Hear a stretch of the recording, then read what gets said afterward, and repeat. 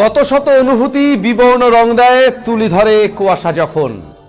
অনুভূতির বিবর্ণ রং দিতেই মঙ্গলবার সকাল থেকে কোচবিহারে যেন তুলি ধরেছে ঘন কুয়াশা।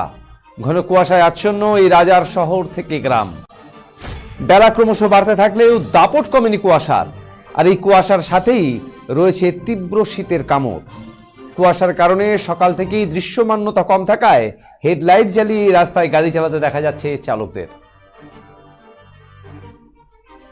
কুয়াশার চাদরে মোড়া কোচবিহারের সেই ছবি।